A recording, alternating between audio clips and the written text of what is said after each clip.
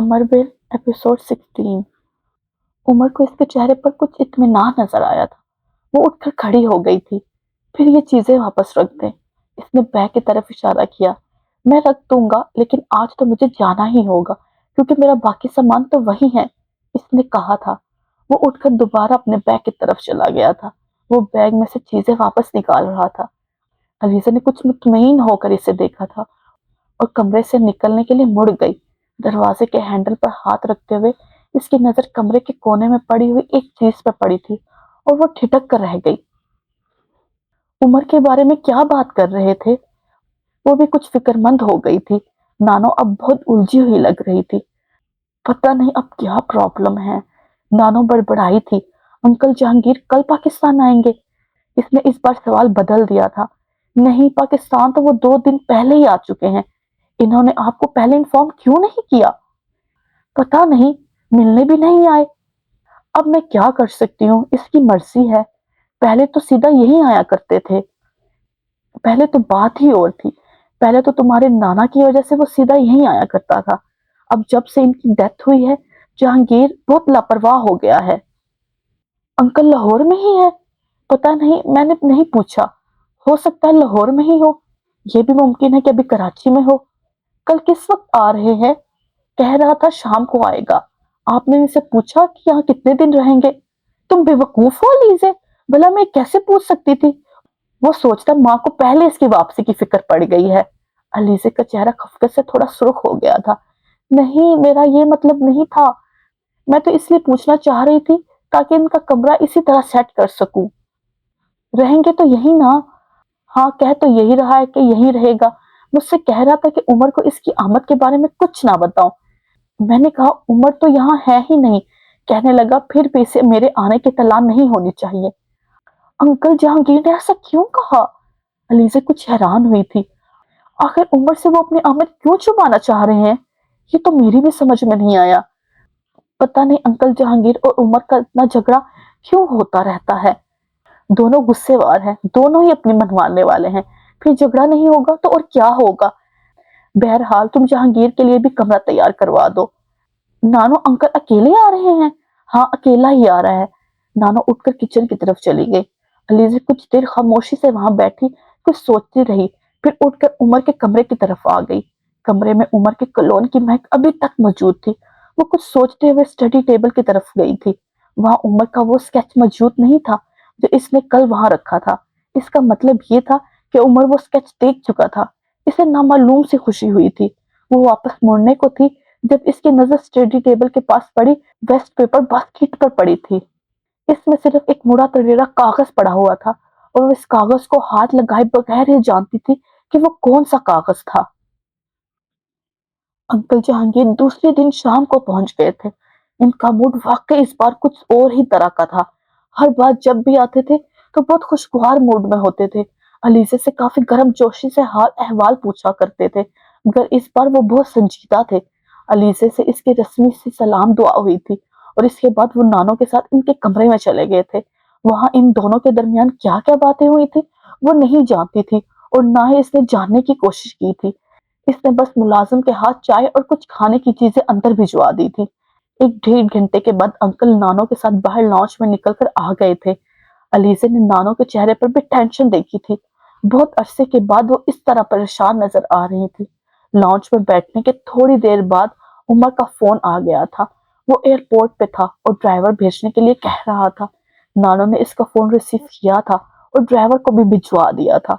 1 घंटे के बाद पोर्च में गाड़ी रुकने की आवाज सुनाई दी थी। अलीजे ने अंकल के चेहरे पर नजर दौड़ाई थी। वहां तनाव में इजाफा हो गया था। पिछले 1 घंटे से वो नानो और अंकल जहांगीर की बातें सुन रही थी और वो दोनों लॉन्च में बैठे फैमिली मेंबर्स के बारे में मामूल की गुफ्तगू में मसरूफ थे। मगर इनकी गुफ्तगू में गर्मजोशी या खुशी नहीं थी। यूं लग रहा था जैसे वो सिर्फ वक्त गुजारने के लिए बातें कर रहे थे। अलीजे ने एक गहरी सांस ली थी। लॉन्च का दरवाजा खुला और उमर अपनी ही रो में अंदर आया था। पहला कदम अंदर रखते ही वो ठिठक कर रुक गया। अलीजे ने इसके चेहरे पर मौजूद हल्की सी मुस्कुराहट को गायब होते देखा। वो अंकल जहांगीर को देख चुका था और अलीजे ने इससे पहले इसके चेहरे को कभी इतना बेतासुर नहीं देखा था। इसने अंकल जहांगीर को एक नजर देखा اور پھر گہری نظروں سے نانو کو دیکھا تھا، اور اس وقت علیزے کو اس کی آنکھوں میں شکوہ نظر آیا تھا۔ دروازہ بند کر کے وہ آگے بڑھ گیا تھا۔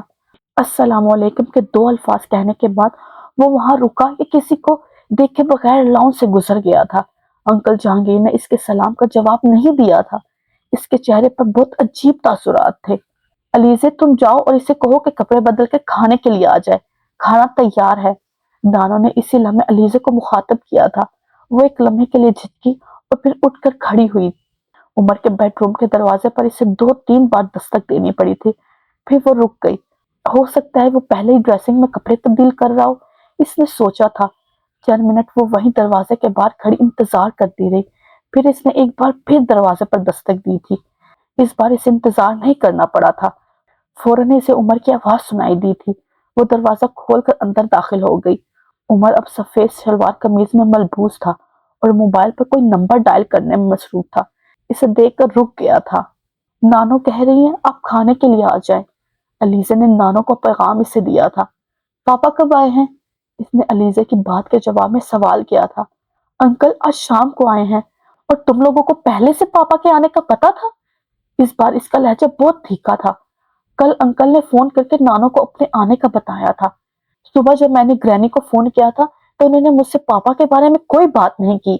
انکل نے نانو کو منع کر دیا تھا کہ وہ ان کے آنے کے بارے میں آپ کو کچھ بھی نہ بتائے۔ وہ خاموشی سے اس کا چہرہ دیکھتا رہا تھا، یوں جیسے اس کی بات کو جانچ رہا ہو۔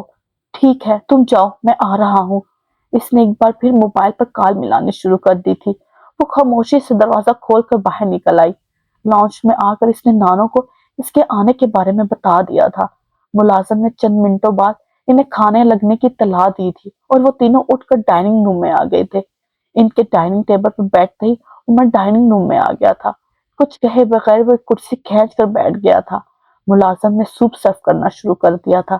نہیں مجھے سوپ نہیں چاہیے۔ اس نے سوپ کا پیالہ ایک طرف کرتے ہوئے چاولوں کی ڈش اپنی طرف کھینچ لی تھی۔ سب نے کھانا شروع کر دیا تھا۔ نانو باری باری انکل جہانگیر اور عمر کو ڈشز سرو کر رہی تھی۔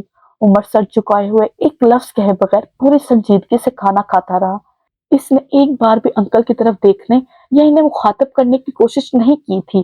دوسری طرف انکل جہانگیر بھی بہت خاموشی سے کھانا کھانے میں مصروف تھے۔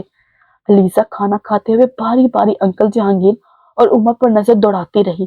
عمر نے سویٹ ڈش کھانے کے بعد پلیٹ کھسکا کر نیپکن اٹھا لیا تھا اور وہ منہ پوچھ رہا تھا جب نانو نے اسے مخاطب کیا تھا۔ عمر اب تم میرے کمرے میں چلنا، مجھے تم سے اور جہانگیر سے کچھ باتیں کرنی ہیں۔ علیزے نے یکدم اس کے چہرے پر تناؤ دیکھا تھا۔ مجھے اس وقت کسی سے کچھ بھی بات نہیں کرنی ہے، میں بہت تھک چکا ہوں اور جو واحد چیز میں اس وقت چاہتا ہوں وہ نیند ہے۔ جہاں تک آپ کی بات سننے کا تعلق ہے تو وہ میں صبح سن لوں گا، اور اس کے علاوہ مجھے کسی دوسرے کی نہ تو کوئی بات سننا ہے اور نہ ہی کسی سے کوئی بات کرنا ہے۔ وہ کرسی پیچھے کھسکا کر کھڑا ہو گیا تھا۔ علیزے جان گئی تھی کہ اس کا اشارہ کس کی طرف ہے۔ اس نے انکل جہانگیر کے ماتھے پر بل پڑتے دیکھے تھے۔ انہوں نے بھی اپنی پلیٹ پیچھے سرکار دی تھی۔ کیوں؟ مجھ سے بات کرتے ہوئے تمہیں کیا تکلیف ہوتی ہے؟ علیزے نے تیز آواز میں کہتے ہوئے سنا تھا۔ مجھے آپ سے جتنی باتیں کرنا تھی میں کر چکا ہوں، مزید باتوں کی ضرورت نہیں ہے۔ عمر نے پہلی بار ان کی طرف دیکھ کر کہا تھا۔ مگر مجھے تم سے بہت سی باتیں بھی کرنی ہیں، یہ تم اچھی طرح سن لو، تم اس طرح سے فرار حاصل نہیں کر سکتے۔ اس بار انکل جہانگیر نے تقریباً چلاتے ہوئے کہا تھا۔ نانو نے انکل جہانگیر کے کندھے کو دبایا تھا۔ کیا ہو گیا ہے جہانگیر؟ کیوں اس طرح سے چلا رہے ہو؟ آرام سے بات کرو، سب کچھ ٹھیک ہو جائے گا۔ نہیں گرینی، انہیں چلانے دیں۔ پچھلے 30 سالوں میں انہوں نے چلانے کے علاوہ اور کیا ہی کیا ہے؟ عمر تم بھی تمیز سے بات کرو، وہ باپ ہے تمہارا۔ اس بار نانو نے عمر کو جھڑکا تھا۔ ان کے نزدیک ہر چیز بکنے والی شے ہے، چاہے وہ ویلیوز ہو یا پھر اولاد۔ یہ باپ نہیں ہے، غدار ہیں۔ اس نے تلخی سے انکل جہانگیر کی طرف اشارہ کرتے ہوئے کہا تھا۔ آپ سن رہی ہیں اس کی باتیں؟ انکل جہانگیر نے ترشی سے نانو سے کہا تھا۔ آپ نے خواہش کی تھی باتیں سننے اور سنانے کی، یہ میری خواہش نہیں تھی۔ عمر تم بیٹھ جاؤ، نانو نے عمر سے کہا تھا۔ مجھے بیٹھنا ہی نہیں ہے، جب مجھے کوئی بات ہی نہیں کرنا تو پھر مجھے یہاں بیٹھ کر کیا کرنا ہے؟ وہ لمبے لمبے ڈھاک بتا وہاں سے چلا گیا تھا۔ انکل جہانگیر ہونٹ پیچتے ہوئے اسے جاتا دیکھ رہے تھے۔ میں نے آپ سے کہا تھا نا کہ اس کا دماغ خراب ہو چکا ہے، انہوں نے ان کے جاتے ہی نانو سے کہا تھا۔ اس وقت اسے سونے دو، وہ تھکا ہوا ہے۔ وہ تھکا ہوا ہے اس لیے زیادہ تلخ ہو گیا ہے. تم صبح دوبارہ اس سے بات کرنے کی کوشش کرنا اور کچھ نرمی سے بات کرنا. وہ کوئی چھوٹا سا بچہ نہیں ہے، جوان ہے، انڈیپینڈنٹ ہے، اور اس طرح وہ کبھی بات نہیں سنے گا. نانو انکل جہانگیر کو سمجھا رہی تھی. آپ کا کیا خیال ہے میں نے اس سے نرمی سے بات نہیں کی؟ میں اس سے ہر طرح سے بات کر چکا ہوں مگر وہ اپنی بات پر جمع ہوا ہے. اسے احساس ہی نہیں ہے کہ اس کی ضد میرے لیے کتنی نقصان دہ ثابت ہو سکتی ہے. وہ تیز آواز میں نانو سے بات کر رہے تھے جو بڑی خاموشی سے ان کی باتیں سن رہی تھی. ٹھیک ہے فی الحال ابھی تو کچھ نہیں ہو سکتا، وہ سونے چلا گیا ہے، تم بھی جا کر سو جاؤ، صبح دیکھوں گی کہ میں تمہارے لیے کیا کر سکتی ہوں. نانو نے انکل جہانگیر کو دلاسا دیتے ہوئے کہا اور وہ انکل جہانگیر کو اپنے ساتھ لے کر ٹیبل سے اٹھ گئی. علیزہ چپ چاپ وہی بیٹھی انکل جہانگیر کی گتھیاں سلجھانے کی کوشش کرتی رہی. ملازم ٹیبل سے کھانے کے برتن اٹھانے لگا. وہ سوچتی رہی کہ اس بار عمر اور انکل کے درمیان وجہ تنازع کیا ہو سکتی ہے. ان دونوں کے درمیان ہونے والا یہ پہلا جھگڑا نہیں تھا. علیزہ کو ایسے بہت سے مواقع یاد تھے جب ان دونوں کے درمیان اختلاف ہوتے رہتے تھے مگر اس بار معاملہ یقیناً زیادہ سیریس تھا. اگلے دن وہ یونیورسٹی چلی گئی تھی. اس کا خیال تھا کہ اس کی واپسی تک انکل جہانگیر اور عمر کے درمیان جو بات ہونا ہوگی وہ ہو چکی ہوگی اور گھر کا صاف شکن ماحول بدل چکا ہوگا. مگر دوپہر کو واپسی پر اسے پتا چلا تھا کہ عمر صبح ہی کہیں چلا گیا تھا اور ابھی تک واپس نہیں آیا.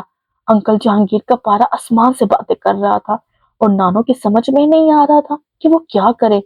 عمر شام کے وقت واپس آیا تھا اور اس بار انکل جہانگیر نے وقت ضائع کیے بغیر اس سے بات کرنا شروع کر دی.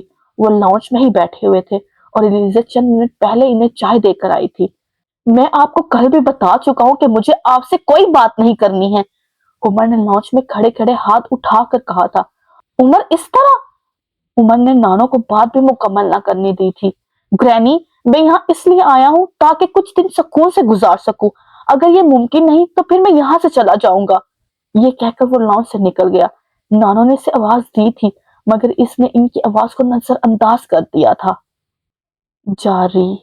رک جائے. آپ نے اس ویڈیو کو لائک کیا؟ نہیں کیا نا تو پلیز لائک کر دے، اور چینل کو سبسکرائب کیا؟ وہ بھی نہیں کیا ہوگا یقیناً، تو وہ بھی کر دے پلیز. اور اینڈ پہ کمنٹ کیا آپ نے؟ نظر آ رہا ہے آپ نے کمنٹ نہیں کیا، تو وہ بھی کریں تاکہ پتہ چلے یہ ویڈیو کہاں سے دیکھی جا رہی ہے. Take care. اوکے اللہ حافظ. Take care. Tata bye bye.